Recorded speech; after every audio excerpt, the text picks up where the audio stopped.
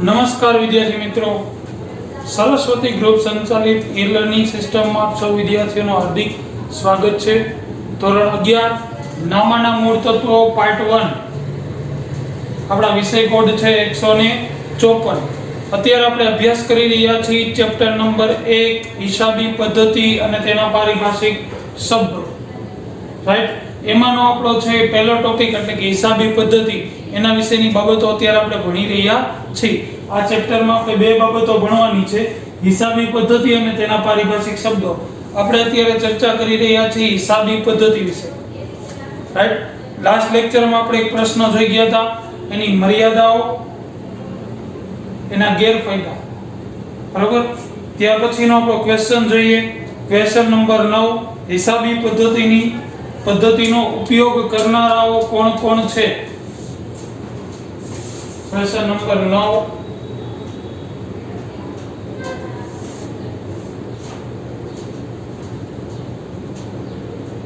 હિસાબી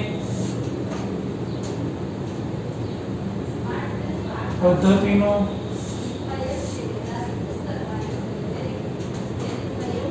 ઉપયોગ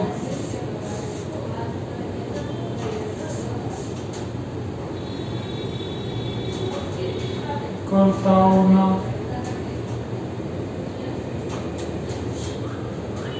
નામ જણાવો,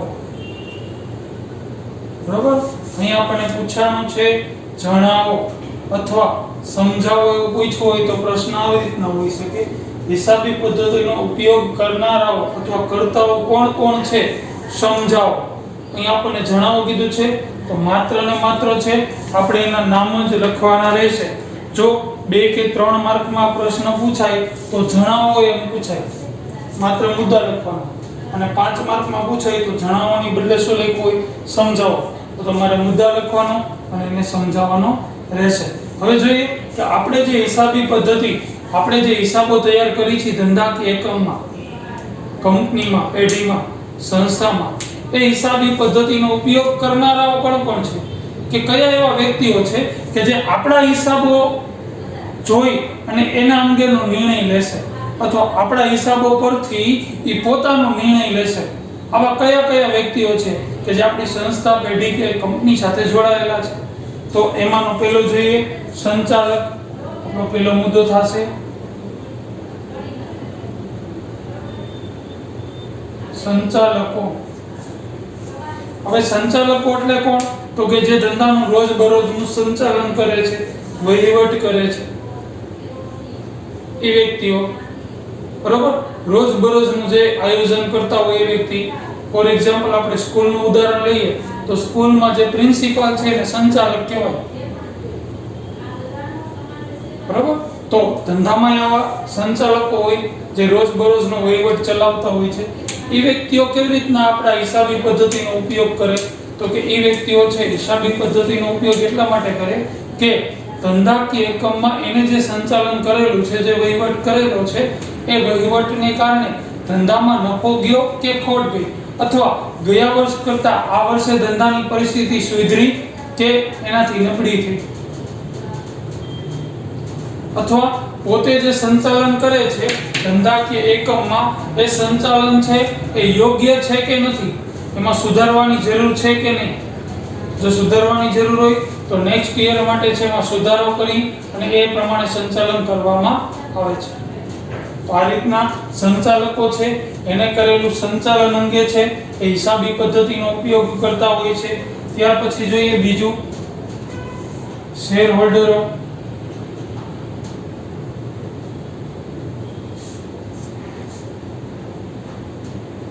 શેર હોલ્ડર્સ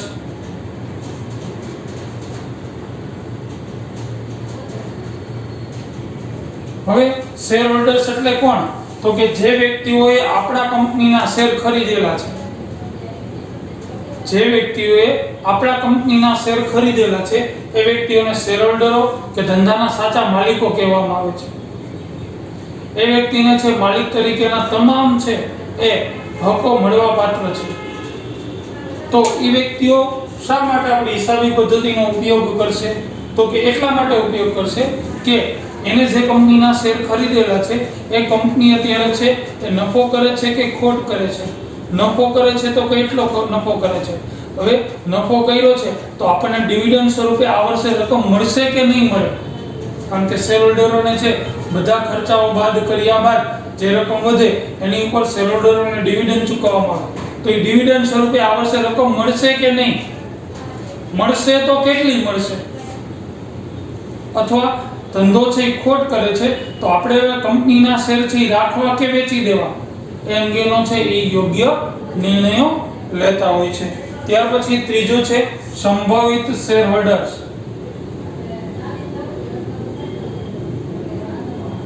સંભવિત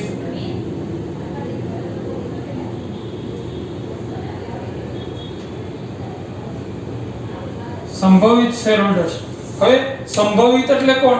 તો કે જે વ્યક્તિઓ છે શેર ખરીદવાનું વિચારી રહ્યા છે, કંપનીના શેર ખરીદવાનું વિચારી રહ્યા છે, એ વ્યક્તિઓ હિસાબી પદ્ધતિનો ઉપયોગ કરી અને શું નિર્ણય લેશે કે જે વ્યક્તિઓ છે એ શેર ખરીદવાનું વિચારે છે એ એવું પોતા અંગેનો નિર્ણય લઈ શકશે કે ભાઈ હવે તો કે આ કંપની નફો કરે છે તો આપણે શેર ખરીદવા કે ન ખરીદવા? ખરીદશું તો આટલા પૈસા રોકશું તો આપણને ડિવિડન્ડ સ્વરૂપે નેક્સ્ટ યર કેટલા પૈસા મળશે? અથવા જો કંપની ખોટ કરે છે તો હવે આ કંપનીના શેર ખરીદવા કે ન ખરીદવા એ અંગેનો છે પોતાનો નિર્ણય લેશે સંભવિત શેર હોલ્ડરો. રેડી? ત્યાર પછી છે એ નેક્સ્ટ લેણદારો.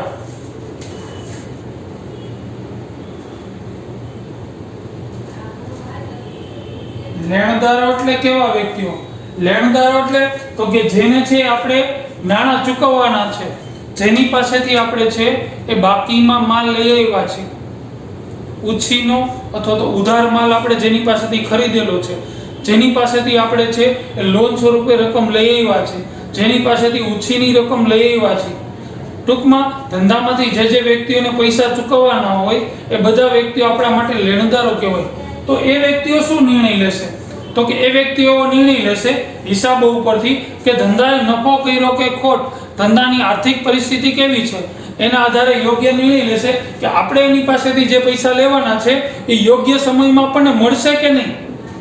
જો કંપની નફો કરતો હશે તો એના પૈસા છે એ સેફ છે, એના પૈસા એને મળી જશે. તો હવે ભવિષ્યમાં એ કંપનીને કે સંસ્થાને છે બાકીમાં માલ કે ઉછીની રકમ આપવી કે નહીં એ અંગેનો નિર્ણયો લેતા હોય છે. ત્યાર પછી છે કર્મચારીઓ.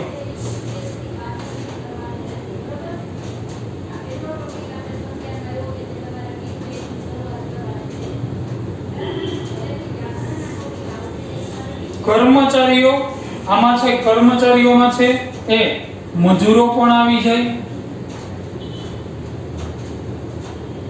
નિરીક્ષકો પણ આવી જાય,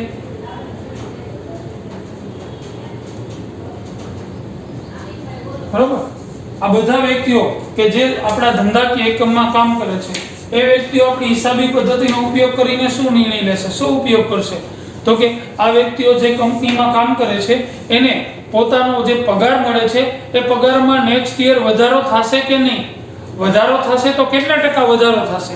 જો કંપની નફો કરતી હશે તો સ્વાભાવિકપણે નક્કી કરેલા નિયમ મુજબ નફામાં વધશે, અને ખોટ કરતી હશે તો નફામાં વધારો થશે નહીં. તો એ લોકો નિર્ણય લેશે કે હવે આપણે આ કંપનીમાં છે કન્ટિન્યુ રહેવું કે બીજી કોઈ કંપનીમાં જતું રહેવું, બીજી કોઈ સંસ્થામાં જતું રહેવું કામે. બરાબર? જેમ કે આપણી છે અત્યારની આ પરિસ્થિતિ છે, મહામારી છે, એને કારણે ઘણી બધી સંસ્થાઓ હતી એને મજૂરોના છે અમુક ટકા પગારો નથી આપ્યા. બરાબર? કંપનીઓમાં છે એ અમુક કર્મચારીઓને છૂટા કરી દીધા, અમુક કર્મચારીઓને છે એ નક્કી કરેલા સમય કરતાં ઓછા સમય માટે બોલાવ્યા અને એને ઓછો પગાર આપ્યો. તો નેક્સ્ટ યર એનું શરૂ થાય ત્યારે લોકો નિર્ણયો લઈ શકે કે ભાઈ કંપની આ વર્ષે છે એ નફો નથી કર્યો તો હવે નેક્સ્ટ યર આપણા પગારમાં પણ કંઈ વધારો થશે નહીં. તો એ લોકો નિર્ણય લેશે કે હવે આપણને આનાથી વધારે પગાર બીજી કોઈ કંપની આપણને આપતી હોય તો એમાં જતું રહેવું કે ન જતું રહેવું એવો પોતાનો નિર્ણયો લઈ શકશે. ત્યાર પછી વેરા અધિકારીઓ,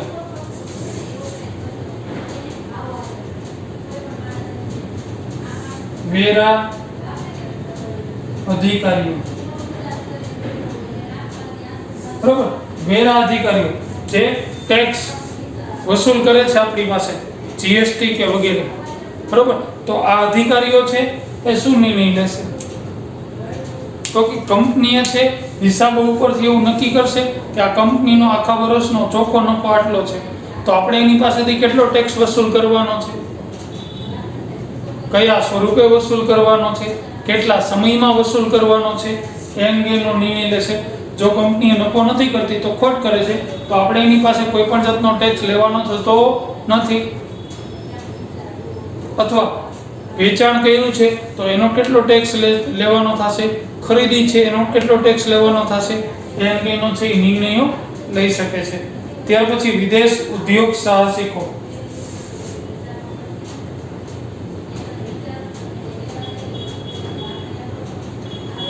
વિદેશી ઉદ્યોગ સાહસિક. હવે વિદેશી ઉદ્યોગ સાહસિકો, વિદેશી જે લોકો વિદેશી કંપનીઓ છે, વિદેશી ઉદ્યોગકારો છે, એ વ્યક્તિઓ આપણી કંપનીમાં રોકાણ કરવા માંગતા હોય તો એ લોકો છે એ પોતાનો નિર્ણય લઈ શકશે. કઈ રીતના? તો કે આપણી હિસાબી પદ્ધતિને ધ્યાનમાં રાખીને જો આપણો ધંધો કંપનીનો નફો છે એ વધુ થતો હોય તો સ્વાભાવિક છે કે એનું વેચાણ પણ વધુ હોય, બરાબર. તો આ વ્યક્તિઓ છે એ આપણા કંપની કે સંસ્થામાં છે રોકાણ કરવા માટે તત્પર રહેશે, કારણ કે રોકાણ કરશે એટલે એને અમુક ટકા નફા સ્વરૂપે મળશે. તો ઉદ્યોગ સાહસિકો એ નક્કી કરી શકશે કે આપણે જે તે સંસ્થામાં છે એ પૈસા રોકવા કે ન રોકવા. રેડી? ત્યાર પછી છે નિયમનકારી સંસ્થાઓ,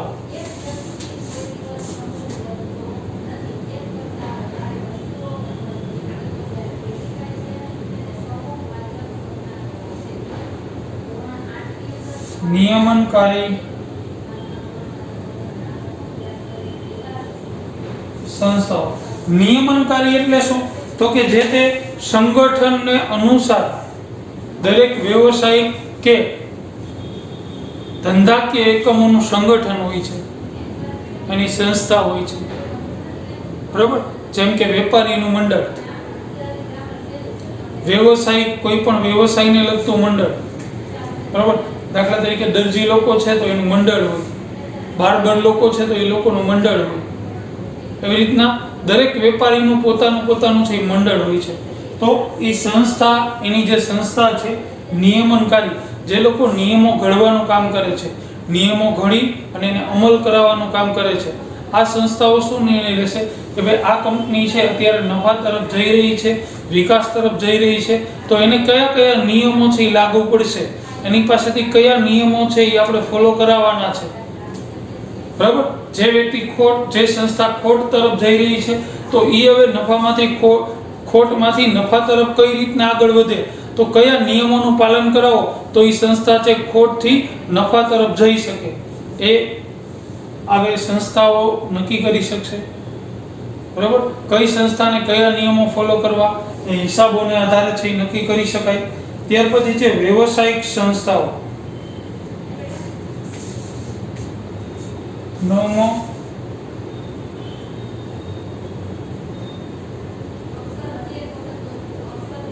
વ્યવસાયિક સંસ્થાઓ. હવે વ્યવસાયિક સંસ્થાઓ એટલે કઈ સંસ્થાઓ કે જે વ્યવસાયિક ક્ષેત્રે જોડાયેલી છે. વ્યવસાય કેને કહેવાય? વ્યવસાય, બરાબર. વ્યવસાય સાથે જોડાયેલી સંસ્થા હોય વ્યવસાયિક સંસ્થાઓ, બરાબર. જે આપણને અલગ અલગ છે એ લાભ છે એ પ્રોવાઈડ કરે છે, એવી સંસ્થાઓ જે પોતાના નિર્ણયો કઈ રીતના લેશે. દાખલા તરીકે વ્યવસાય જેમાં છે એ કોઈ પણ દાખલા તરીકે આપણા કંપનીમાં છે એ હિસાબો લખનાર છે એ સીએ, એ આપણે નિમણૂક ન કરેલો હોય તો વ્યવસાયિક સંસ્થાઓ છે એને તમે કહી દો તો છે એ તમને છે એ પ્રોવાઈડ કરી દે છે, બરાબર. મીન્સ કે તમારે છે એવી કોઈ ઝંઝટમાં પડવું નથી કે ઇન્ટરવ્યૂ ગોઠવવું, જાહેરાત આપવી ને એમાંથી એને યોગ્ય વ્યક્તિને સિલેક્ટ કરવો અને આ તે, એમાં તમારે કોઈ ઝંઝટમાં ન પડવું હોય તો આ જે સંસ્થાઓ હોય એને તમે માહિતી આપી દો કે અમારે આવા વ્યક્તિની જરૂર છે, તો એ સંસ્થાઓ છે આપણને એવો વ્યક્તિ પ્રોવાઈડ કરે છે. દાખલા તરીકે કોઈ મજૂરની જરૂર છે તો એની સંસ્થાઓ, કામ કરતી સંસ્થાઓમાં છે એ તમે કહી દો એટલે તમને પ્રોવાઈડ કરી દે, બરાબર. તમારે સિક્યુરિટીની જરૂર છે તો તમે સિક્યુરિટી ચલાવતી જે સંસ્થાઓ છે કે જ્યાં તમે કહી દો તો તમારે ત્યાં સિક્યુરિટી વાળો આવી છે. આ બધી સંસ્થાઓ છે એ શું નિર્ણય લેશે કે આજના સમય મુજબ છે જે તે સંસ્થા છે એ નફો કરી રહી છે, તો હવે નેક્સ્ટ યર છે એને કયા કયા વ્યક્તિઓની જરૂર પડશે, કેવા કેવા વ્યક્તિઓની જરૂર પડશે. કર્મચારી આટલા જરૂર પડશે, નિરીક્ષકો આટલા જરૂર પડશે, સુપરવાઇઝરો આટલા જરૂર પડશે, સીએ કે એકાઉન્ટ લખનાર વ્યક્તિઓ આટલા જરૂર પડશે, નિરીક્ષકો આટલા જરૂર પડશે, સંશોધકો આટલા જરૂર પડશે. તો એવા વ્યક્તિની આ વ્યવસાયિક સંસ્થાઓ અગાઉથી નિમણૂક કરી લે અને જ્યારે જે તે કંપનીની કે પેઢીને છે જરૂર પડે ત્યારે એવા વ્યક્તિ એને પ્રોવાઈડ કરી શકે. તો આ શેના આધારે નક્કી થાય? હિસાબોને આધારે, બરાબર. ત્યાર પછી જોઈએ સંશોધકો અને વિશ્લેષકો. નેક્સ્ટ 10મો મુદ્દો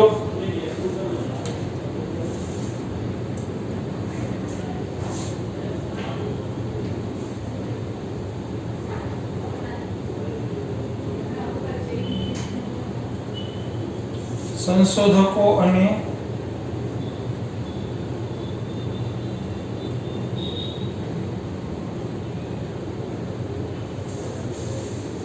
વિશ્લેષકો. સંશોધકો, હવે દરેક ધંધાકીય એકમ જે કંપની કે ભાગીદારી પેઢી હોય એમાં એક ડિપાર્ટમેન્ટ સંશોધન અને વિકાસ એના માટે કામ કરી રહી હોય. અમુક વ્યક્તિઓ છે એ રોજબરોજ છે વિશ્લેષણ કરતા હોય, એની ઉપરથી તારણો આપતા હોય. તો આ સંશોધકો એ હિસાબી પદ્ધતિને આધારે પોતાનો શું નિર્ણય લેશે, શું ઉપયોગ કરશે? તો કે સંશોધકો છે હિસાબી પદ્ધતિને આધારે એવું નક્કી કરશે કે હવે ધંધાકીય એકમ છે વિકાસ તરફ જઈ રહ્યું છે, તો હવે લોકોને છે નવી નવી વસ્તુ પ્રોવાઈડ કરવા માટે આપણે કયું નવું સંશોધન કરવું પડશે, શું આપણી જે ઉત્પાદિત વસ્તુ છે એમાં શું નવું નાખવું પડશે, કઈ ગુણવત્તા નાખવી પડશે, કઈ ટેકનોલોજીનો ઉપયોગ કરવો પડશે, એ અંગેનો નિર્ણય લેશે. વિશ્લેષકો એવો નિર્ણય લેશે કે ગ્રાહકો રોજબરોજ વધે છે કે ઘટે છે, વધે છે તો કેના આધારે વધે છે, તો એમાં હજી વધુ કંઈક નવું ઉમેરી શકાય, ઘટે છે તો શું કામ ઘટે છે, તો એના આધારે છે એ વધારો કેવી રીતના કરી શકાય, એના આધારે છે આ લોકો નિર્ણયો લેશે. રેડી? પોતાના અંગેના હિસાબી પદ્ધતિ ઉપરથી ખબર પડશે. ત્યાર પછી છે 11મું ગ્રાહકો.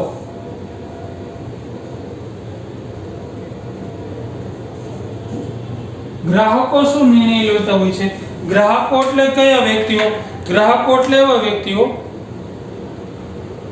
કે જેની પાસેથી આપણે રકમ લેવાની છે, અથવા આપણી પેઢી કે સંસ્થામાંથી જે વ્યક્તિઓ છે એ ઉધાર માલ લઈ ગયા છે, ઉછીનો માલ લઈ ગયા છે, અથવા ઉછીની રકમ કે લોન સ્વરૂપે નાણાં લઈ ગયા છે, એવા વ્યક્તિઓ કે જેની પાસેથી આપણે રકમ વસૂલ મેળવવાની છે, ગ્રાહકો. તો એ શું નિર્ણય લેશે કે ધંધાકીય એકમ નફો કરે છે કે ખોટ કરે છે? જો નફો કરે છે તો હવે આપણે એની પાસેથી વધુ રકમ નાણાં ઉછીના કે લોન સ્વરૂપે મેળવી શકશું. જે વ્યક્તિઓ બાકીમાં માલ મેળવે છે એવો નિર્ણય લેશે કે આ કંપની છે નફો કરે છે તો વસ્તુની ગુણવત્તા હજી વધશે, હજી આપણને વસ્તુ સારી મળશે, વધારે બાકીમાં માલ મળશે. અને જો ખોટ કરે છે તો જે વ્યક્તિઓ છે માલ ઉધાર લે છે એ વ્યક્તિઓને એવો નિર્ણય લઈ લેવાનો રહેશે કે આ કંપની હવે આપણને બાકીમાં માલ જાજો આપશે નહીં, કારણ કે ઓલરેડી ખોટમાં ચાલે છે. જે વ્યક્તિઓ લોન કે ઉછીના પૈસા મેળવવાના છે એને પણ મળશે નહીં, કારણ કે પેઢી પાસે, સંસ્થા પાસે, કંપની પાસે પૈસા હશે નહીં, ખોટમાં ચાલતી હશે. તો એ વ્યક્તિઓ છે એની સુવિધાઓ છે અગાઉથી બીજે કરવી પડશે. ત્યાર પછી નેક્સ્ટ સરકાર.